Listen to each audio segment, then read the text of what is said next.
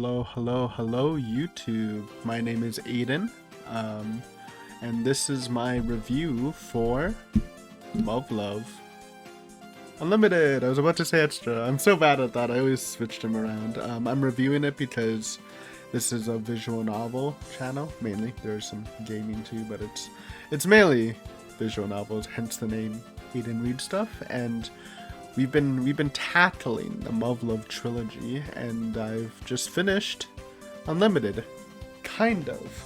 So I read the first read through, the Maya arc, and I was going to read all the rest of the arcs until I was informed by a lot of helpful Muv Luv enjoyers who commented, saying that basically once you finish the Maya arc, you beat the game.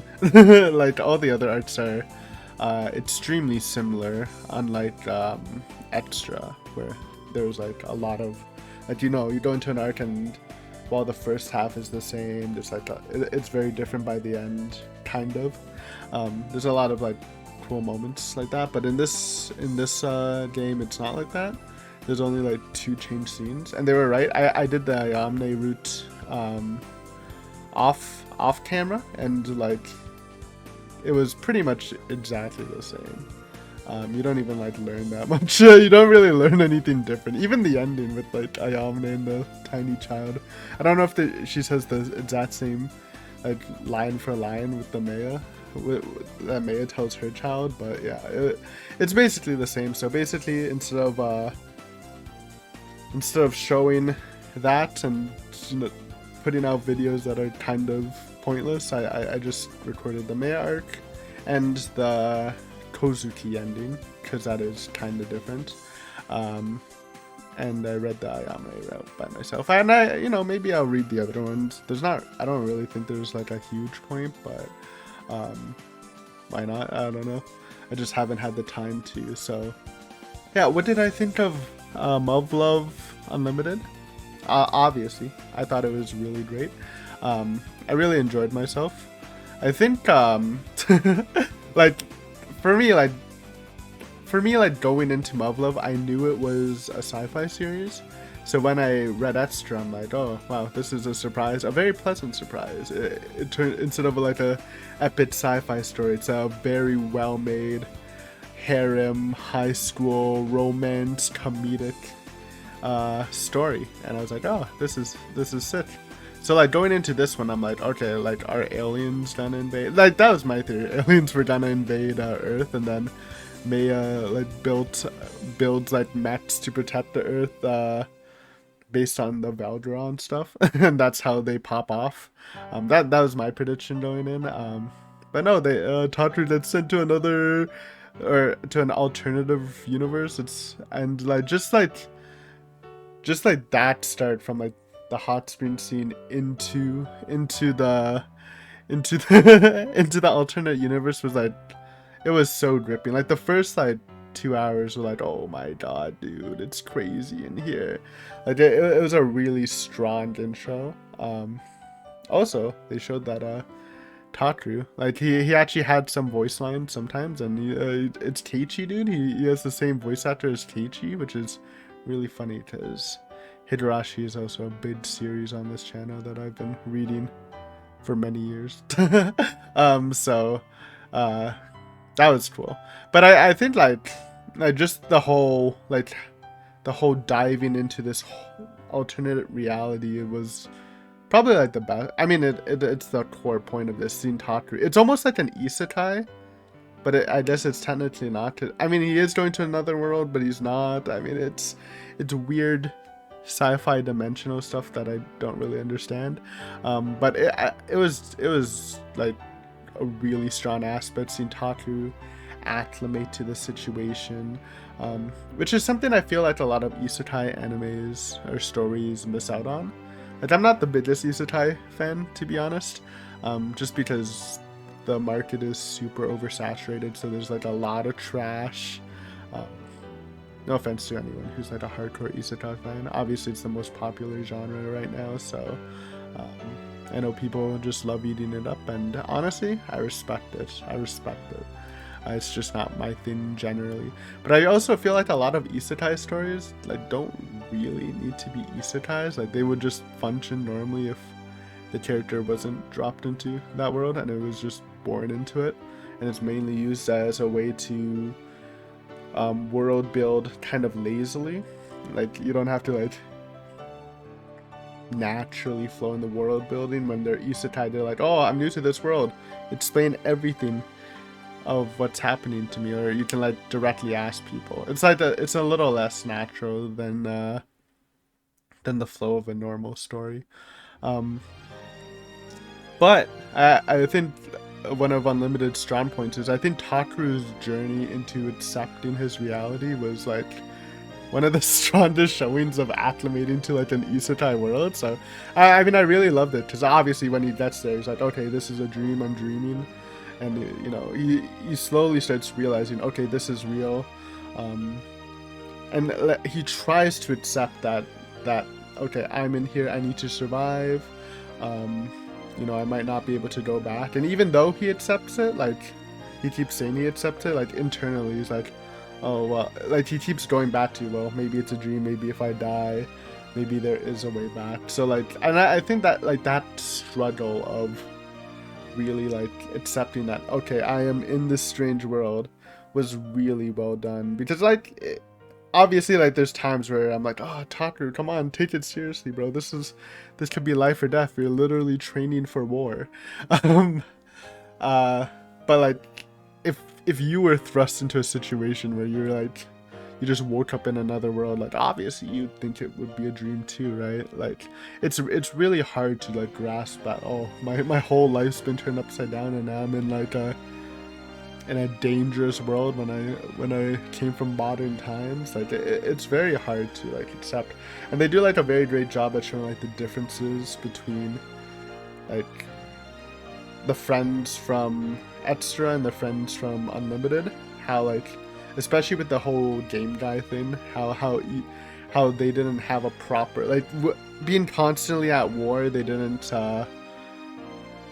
you know, the world didn't have time to invest in pastime activities like video games, and how them being like robbed of the high-tech advanced gaming we have today, and how easily they were hooked on it. It just shows that they really didn't have the leisure or luxury to grow up as a kid, which I mean I can probably imagine it was also maybe like that in back in like World War, and I'm sure that kids weren't, I'm sure like times were really tense, like probably obviously not to the same scale, but like yeah, it just shows like how fortunate, I mean just in general, like me also, yeah, I mean, it's self-reflection how me as a Canadian, you know, how life's been pretty chill, and I've been able to live as a kid instead of, you know,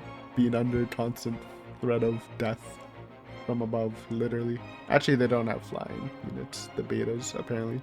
So, never mind. But still, I think, like, yeah, his whole journey through that, seeing how the friends are, while they share some of the similar traits, they're also different. It's like war-hardened versions of the lovable extra characters. And finally, I feel like the ending was really strong. Like when he writes the note to Sumika, it's like, Sumika, I don't think I'm ever gonna see you again, and even if I could go back, this isn't word for word, but it's basically what he wrote.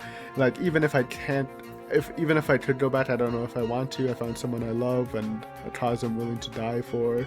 Like, it's really him finally saying like, okay, this is my world, and I'm gonna fight to protect what I've gained through living here.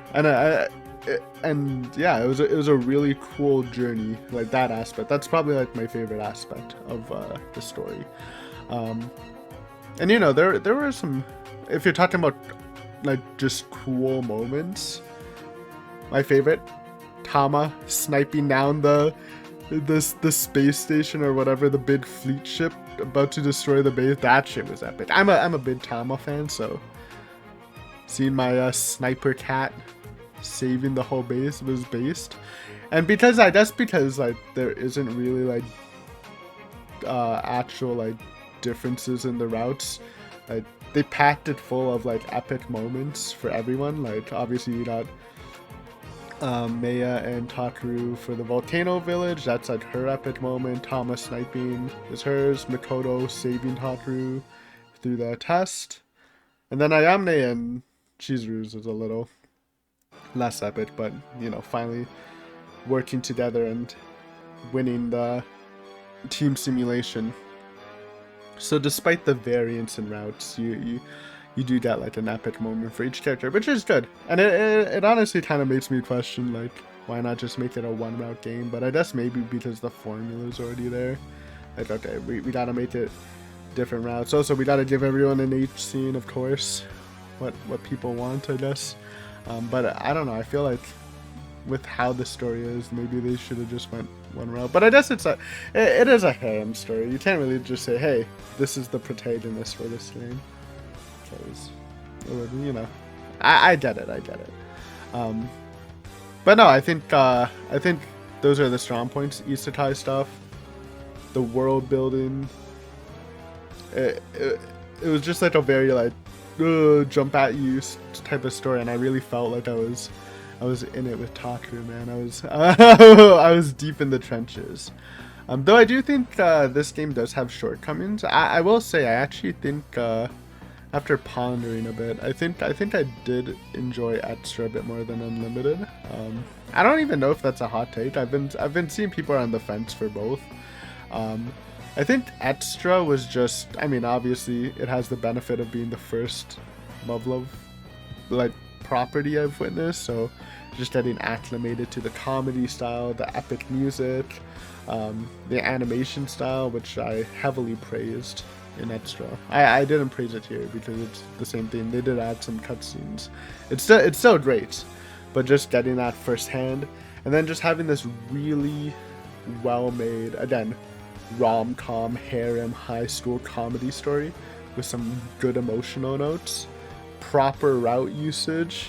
Like it was just really good. Like obviously there was skipping. Like not all the routes were completely different, but they were like contained. Like Sumikameya, a lot of the beginning was the same. The endings were both great, and then you get you know, Chizuru Ayamne, which are definitely have a different variance than Sumikameya, and then Tama's like her own thing. Like they had like a substantial amount where it actually felt like they were proper routes. But obviously this one suffers from, hey, is routes for route's sake. Just choose your favorite heroine, and yeah. So I just think it was like a more, it was a better crafted game for what it is, and despite like this game having a lot of epic moments, and again the world building's insane, I feel like it's almost unsatisfactory in a way. Like this, like again, there's a lot of cool moments, but at the same time, the whole game was training to fight betas, and we never see a beta fight. Like obviously they fight betas at the end during the time skip, but we just never see it. We never even see what a beta actually looks like, and like there's just something about that that's like, oh man.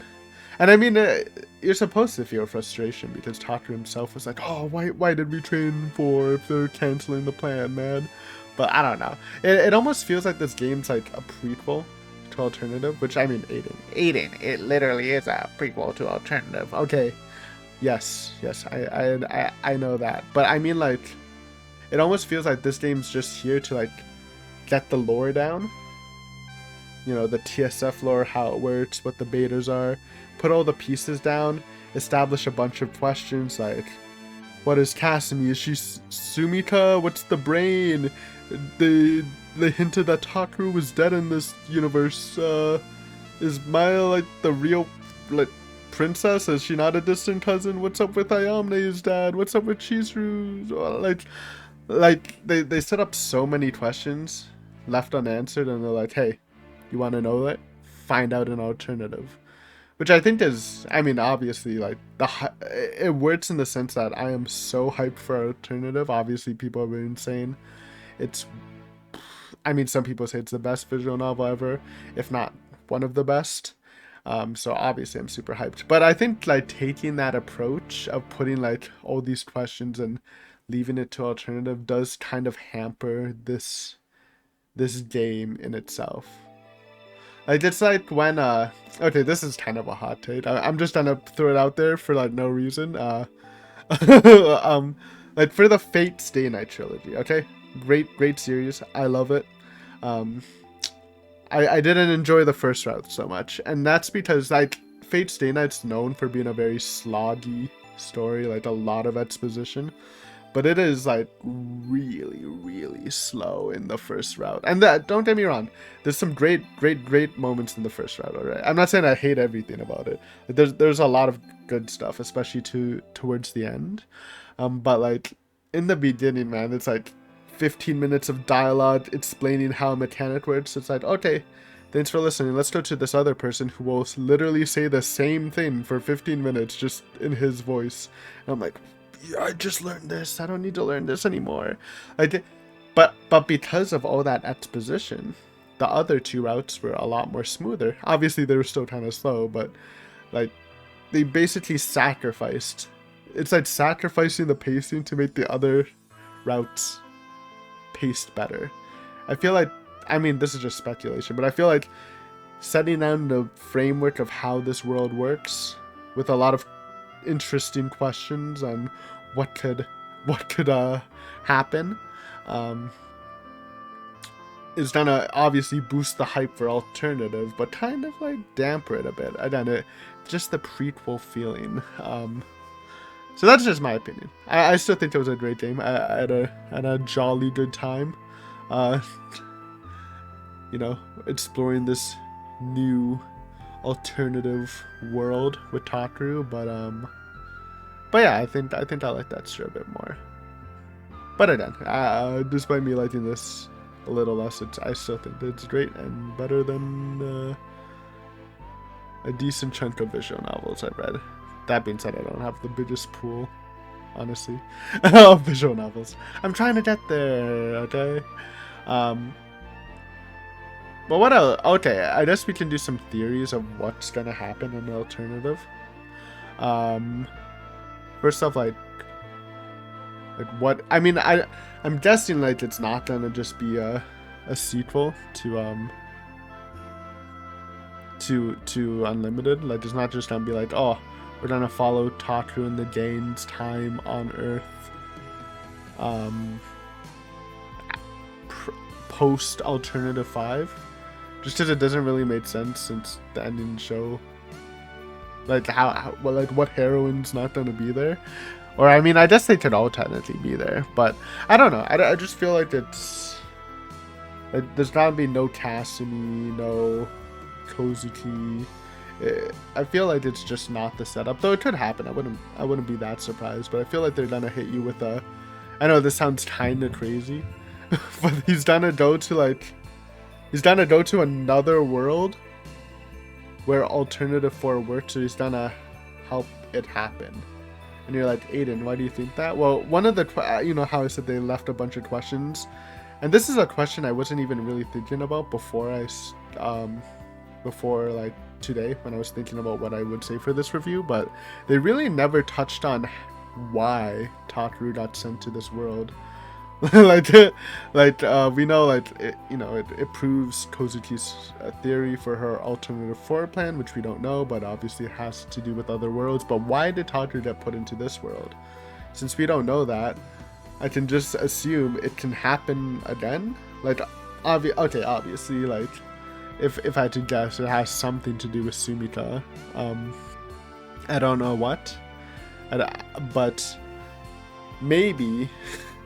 Like that's my plan. I feel like they're just trying to do it again. Takaru's trying to get sent to alternative world with the same setting as this one, but alternative 4 is working.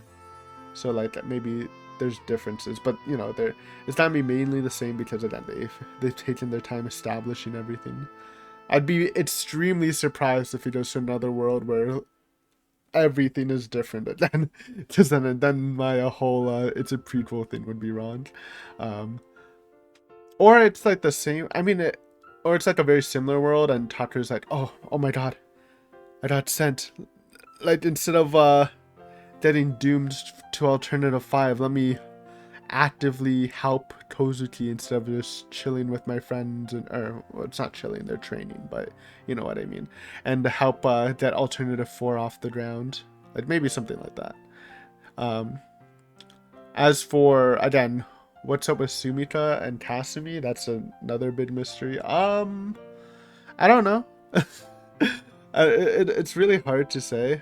Like, is Sumika Kasumi? Is the brain Sumika? If Sumika's Kasumi, was there a brain in Muv Luv Unlimited?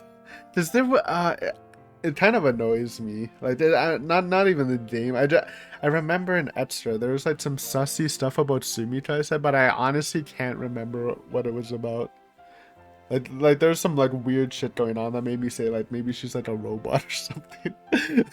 Like, not exactly that, but I was like, oh, what if she's like a government project or something? Like, oh, it was because she was tampering, or not she was tampering with the dreams, but it was like when Takaru was having trouble remembering like Maya, and he kept replacing Sumika with Maya in her dreams. I'm like, that's really weird. What if that was like Sumika doing shit? Like stuff like that. So maybe somehow Sumika sent him to this world, and maybe Kasumi like does the same thing. I don't know. But like, what does that make Kasumi and Sumika? Obviously Kasumi is a part of Kozuki's plan. But I honestly can't think of it. Like, maybe Kasumi's a robot. And she's connected to the brain. Maybe it's just that even though there's weird stuff in Extra, there's not really any like indicators of answers. It's just speculation. Basically, I don't know, something with Sumi. I'm just locking in that Sumika's somehow sending Takaru to the verse, or Kasumi to the Kasumi sending Takaru. Is it through the brain? Is there a brain in Extra, or a brain room? Where would it be? I don't know. But that it's kind of just the obvious answer. How? Why? No idea. Why would Sumika send Takaru to like a alien verse? Maybe she didn't even do it on purpose. I don't know. So, but that's it for that. I guess like obviously there's a lot of questions, but I guess like the other big question is, what is Alternative 4? What is Kozuki's big plan? Well, so the only thing we know, it has to do something with alternative dimensions, because she said that Takaru's proof of being here is proof that her plan could work, or at least one of her theories for the plan is correct. I mean, I've been thinking, I don't really have a confident answer. Like, one of mine was like, what if she wants to like open like a way to other worlds and call for help? It's like, hey, we're getting destroyed by the beta, send in all like the other Earth like forces, and then they can steamroll the beta, and then it'll be like a joint thing where they'll be like, okay, you helped us, we'll help you. But that sounds kind of dumb. So I don't think that'll work. I was also thinking maybe they can migrate to the other universe, because if they can go into Takaru's place, there's no beta, allegedly. I don't know, maybe there's beta, but they like went another way. But obviously they couldn't like just go to the Earth because overpopulation. But I don't know, maybe they can settle on a different planet. That was, I feel like that's more likely than the first thing I said. So maybe like a migration to an alternative verse. But even that seems, I don't know, it seems a little not smart. There's too many variables. Then I was thinking like maybe they can open a wormhole to send, like, trap the beta into a different universe. I mean, I guess fuck you to that universe, but I guess that could work. I don't know. I really don't have a solid answer. I'm just spitballing here.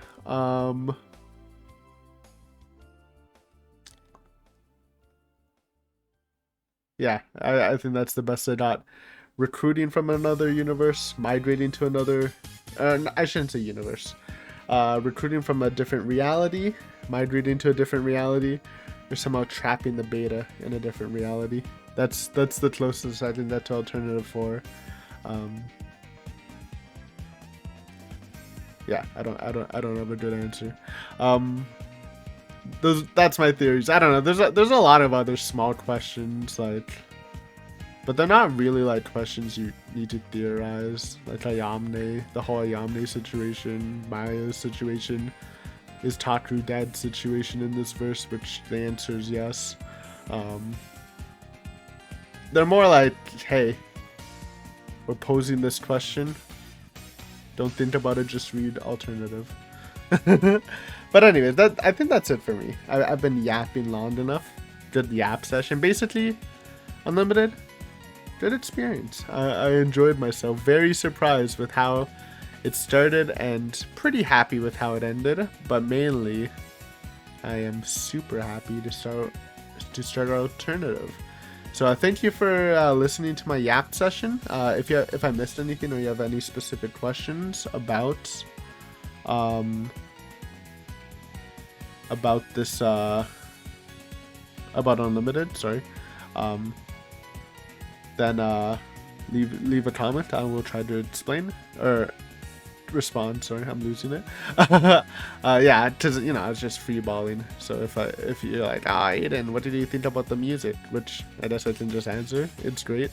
There were some recycled tracks, but most of the tracks were like the new ones were good too. I don't think there's anything like super standout. I mean, I'm a big enjoyer of like the extra track, that like one song they keep remixing, which they did bring it back in this one. But yeah, if you have any questions or opinions about extra, I'd love to hear them. And or not extra. Well, you can, but I meant Unlimited. You can leave them below, and yeah, consider liking and or following the channel if you want to watch my alternative playthrough, which should be what I was gonna say, it should be a jolly good time, but also it should start relatively soon. I'm just busy, and I'm going to Japan in like a month, so I'm just trying to get the timing right. But yeah, I am planning to start that soon. And if you haven't watched the playthroughs of the other 2 games, again in the channel, if you want to see my at the time reaction, it's all there in the playlists you can find. But yeah, thanks for watching. Hopefully I see you again in the future. Later.